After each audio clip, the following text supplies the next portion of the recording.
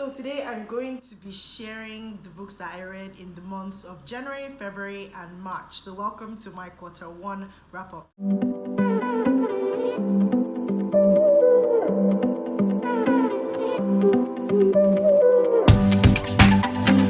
Hi guys, welcome back to my YouTube channel. It's Rachel here.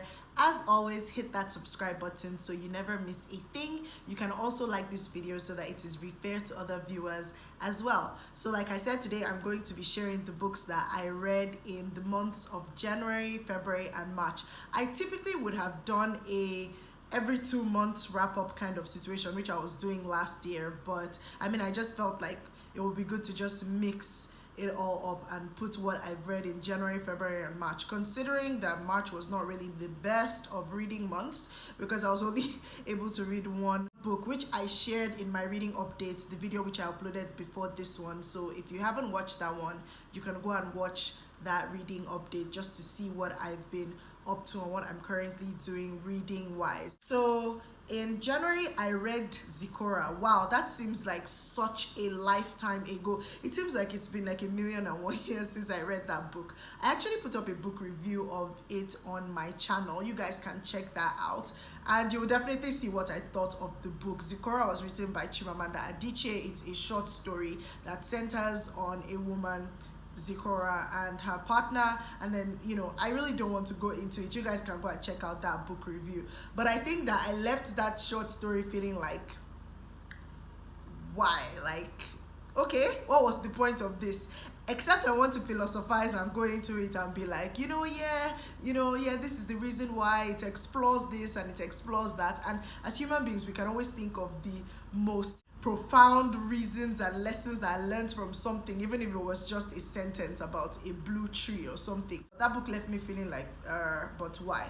However, I thought that it was beautifully written, and of course it's Chimamanda and I love the way she writes, so I thought it was beautifully written for a short story. The characters were well developed and I actually liked it. And oh, by the way, this is an amazing recommendation if you're currently in a reading slump and you're looking to get out of one. It's a short story. Once you're done reading it, you'll feel like, okay, yeah, at least I read something. However or not you come out of it when you're done reading it, I don't know, and I will not be responsible for that, but you can go and check out my book review on it. Of course, as per the norm, we try to do spoiler free book reviews on here. Zikora is only available in soft copy, not in hard copy, so I read a soft copy of that and it was nice because it was really short. So next in January, I read Season of Crimson Blossoms. It's by Abubakar Adam Ibrahim. I actually really liked this book. I even recorded a book review of this thing, honestly, and I did not put it up. I honestly don't know why I did not put it up on my YouTube channel. Like literally, I don't know why. There's no reason, but I actually really enjoyed this book. I enjoyed it because it explored a sort of taboo subject in the place that it was set in. So this book is about this 55-year-old widow, and there's this affair that brews between her and a drug dealer in their community, and this book is set in northern Nigeria. If you know how northern Nigeria is, or you know how the north is, which is predominantly Islamic community, and there's a lot of Muslims, and it's very conservative in terms of things like that. So it explores this taboo subject on her sexuality. This is a woman who has literally been suppressed sexually, and she meets this young guy who is half her age, and they start this affair, and oh my goodness, of course the community finds out about it, and you can just imagine what happens there on. I really don't know why I did not put up that book review. Yeah, I think that this is a lovely book. Abubakar Adam Ibrahim, he did really great, and the writing was really, really beautiful. The development of the characters was also amazing, and I enjoyed it. So if you're looking for something like that, this is one to check out. Let me just quickly read out the synopsis for you in case it's something that you're looking for. So an illicit affair between 55-year-old widow Binta Zubairu and 25-year-old weed dealer and political thug Hassan Reza was bound to provoke condemnation in conservative northern Nigeria. Brought together in startling circumstances, Binta and Reza discover a need that only each can satisfy in each other. Binta, a grandmother of 5, yearns for intimacy after sexual repression of her marriage, the pain of losing her first son, and the privations of widowhood. Meanwhile, Reza seeks to lessen the pain of estrangement from his mother and the increasingly remote link to his father by seeking solace in an unconventional emotional and physical relationship. Through Binta, we follow the intimate daily life of a Hausa family where life revolves around domestic disputes and divorces, friendships and whispers, and religious instruction at the madrasa. By contrast, Reza is the self-pronounced Lord of San Siro, an urban cesspit that is home to a gang of misfits, outcasts, and thugs. The situation comes to a head when these two worlds collide with disastrous consequences. This story of love and longing, set against undercurrents of political violence, unfurls gently, revealing layers of emotion that defy age, class, and religion. I actually enjoyed it, and I thought that the writing was beautiful, and it made me have high hopes for things that Abubakar Adam Ibrahim would write. More on that later. After that, I picked up the Daily Stoic. I moved over to non-fiction by Ryan Holiday and Stephen Hanselman. This is a 366 page like meditation on wisdom, perseverance, and the art of living. And so it's like a daily, I don't know whether to call it a daily devotional, but that's what it is. It's kind of like a daily meditation situation. So every day I've been reading up. I mean, some days here I do miss out, and then I try to catch up on the other days, but it's really, really amazing, and I'm learning so much from the life of the Stoics. So Stoicism is generally like a school of philosophy that was founded in Athens by Zeno of Cynthia in early 3rd century BC. Its name is derived from the Greek stoa, meaning porch, because that's where Zeno first taught his students. The philosophy asserts that virtue, meaning chiefly the four cardinal virtues of self-control, courage, justice, and wisdom, is happiness, and it is our perceptions of things rather than the things themselves that cause most of our trouble. The book is predominantly divided into 4 parts: the discipline of perception, the discipline of action, and the discipline of will. And under that it talks about, so for each month there is a predominant theme. So for January it was clarity, for February it was passions and emotions, for March it was awareness, for April it's on unbiased thought. And I'm learning so much from these things. It actually comes with a journal where you can write down and reflect, basically, because the Stoic philosophers were always known to write down their thoughts and just reflect on things like that. So I mean, admittedly, I use my personal journal more than I actually ended up using this one. I used it for most of January, but then I sort of checked out after that. So I probably will go back to it, maybe this April, now that we're on this. But I'm learning so much, and it's something that I actually plan to share on my YouTube channel, like lessons in Stoicism, like maybe do an episode kind of situation on that and just share some of my thoughts on these things, because really the thoughts are like really deep, and I learned so much from Stoicism as a philosophy. And I think that, it's something that you can do research on and just find out what valuable lessons there are to learn from that can actually be applicable to modern day living. So Daily Stoic is still something that I'm on, and it's something that I'm going to still be reading throughout the rest of the year. So in February, I read Memory of Stone by Chio Zoe. It's a fantasy book, and she has a sequel coming out, I think this June, or when it's called Verity of Old. Memory of Stone by Chio Zoe. Yes, so I actually enjoyed this book. This is a fantasy book. I'm going to read out the synopsis so that you guys can have an idea of what this book is about. Finally thriving as a criminal in an infamous rundown city nicknamed The Bottoms, 18-year-old Nix is forced to leave to rescue her only friend. When she's imprisoned for her damning discoveries, she must do everything to regain her freedom, even if that means losing everything she's ever known. Lawrence Blade is a mask-wearing commander and a living legend at only 18. Coerced into a life at court, he finds that not everything is as simple as death on a battlefield, especially when he discovers secrets hidden down dark corridors in court. When the attention of the king lands him on a dishonorable mission, he must decide where his loyalties lie.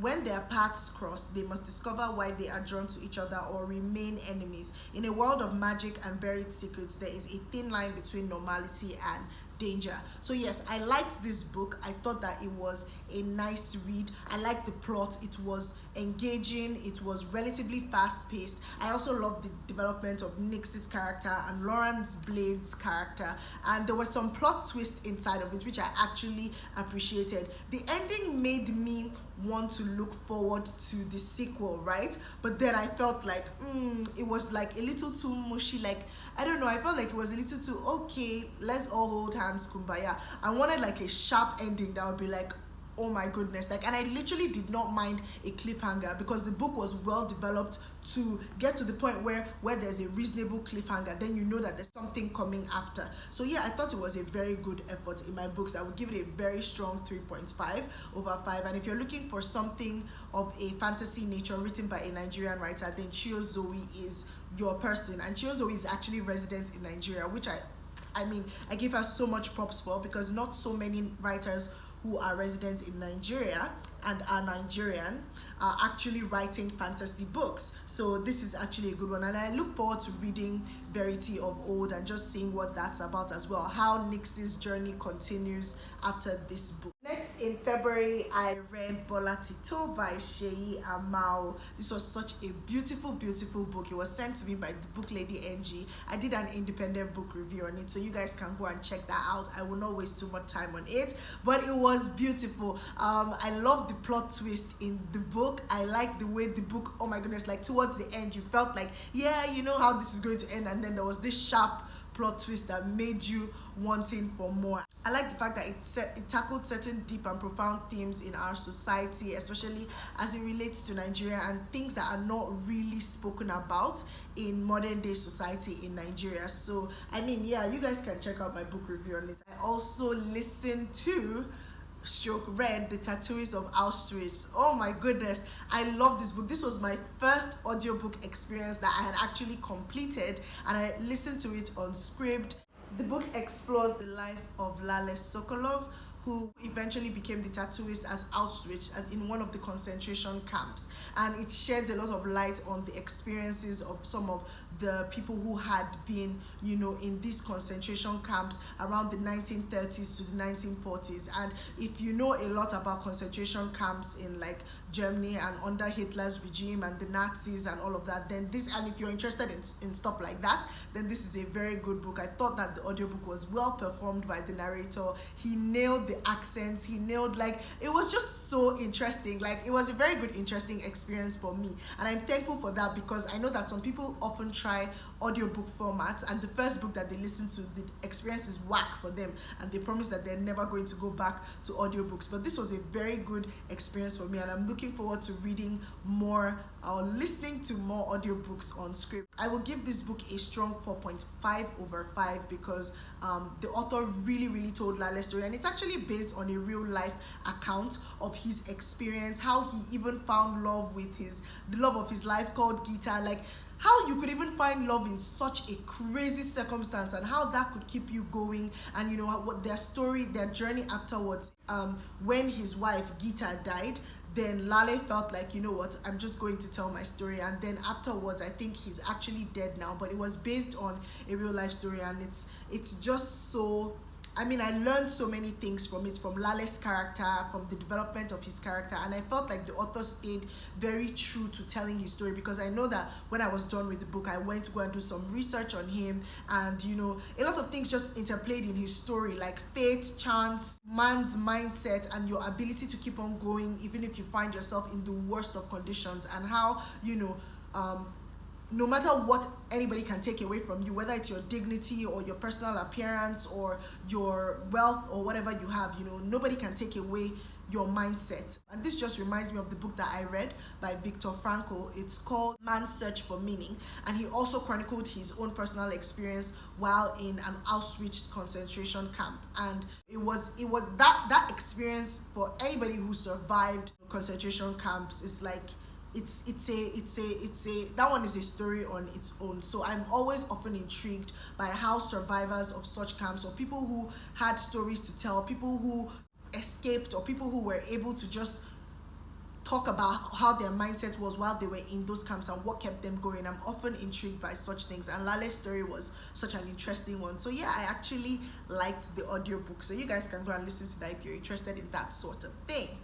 Okay, so yeah, now let's get to the not so great part. Apparently people don't really talk about their DNFs, or they have like different sections where they talk about it. But yeah, this book, Dreams and Assaulted Nightmares, I picked this book up. In fact, I'm sure you guys would have probably seen from my TBR for February or so. I couldn't read it in February, so I tried to read it in March.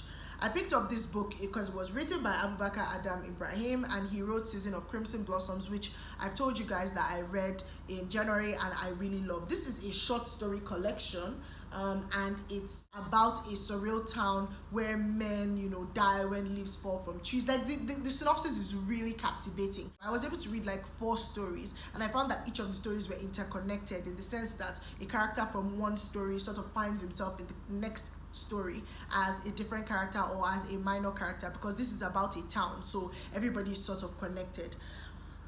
This book, I could not finish this book. Like, I really could not. And I don't know whether that contributed to me being thrown into a reading slump, because imagine reading Season of Crimson Blossoms and loving it so much, and then I was thrown into this. For me, I felt like this book was too much. I felt like, Abubakar writes so beautifully, and he writes like Chigozie Obioma. Like, they're so wordsy, they're so, in-depth in their interweaving of words and all of these things. And you know what? I just didn't feel like a short story collection did it.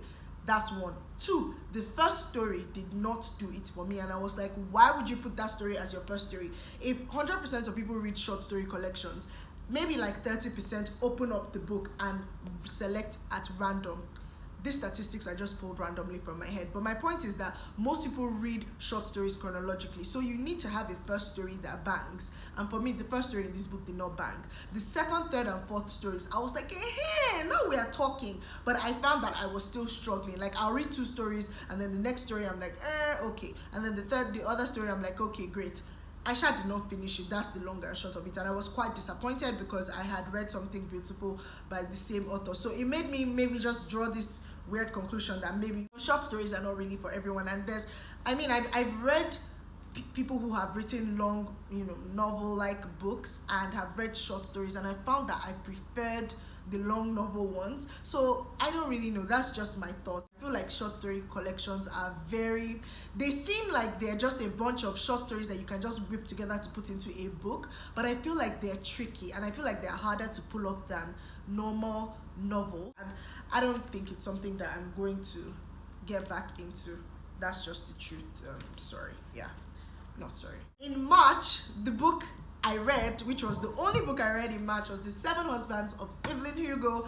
The review of this book is going to come up, so I'm just going to save it. From the look on my face, you can tell that I very much love this book. I liked it. This book had been sitting down on my shelf for like 2 years. I think it came out in 2017. I got it when it came out, and it had just been on my shelf. I had seen good reviews about it, but I don't really like to watch in-depth reviews of books that I've not read, especially if the person is going to give spoilers and they don't say spoiler alert. So I'm always cautious of that. But I read this book and I loved it because we selected it as our book of the month at the Readers Hub Book Club. I love the development of the characters. I love the plot. I love the chronological timeline, the setting of this book. I hear that it's going to be made into like a TV, whatever, maybe a movie adaptation or TV series. I honestly don't know, but something on television, and I'm excited to see what that looks like. So you guys can look out for my review on this book. It's probably going to go up after this video. So yeah, so those were the books that I read. This was the only book that I read in March, yeah.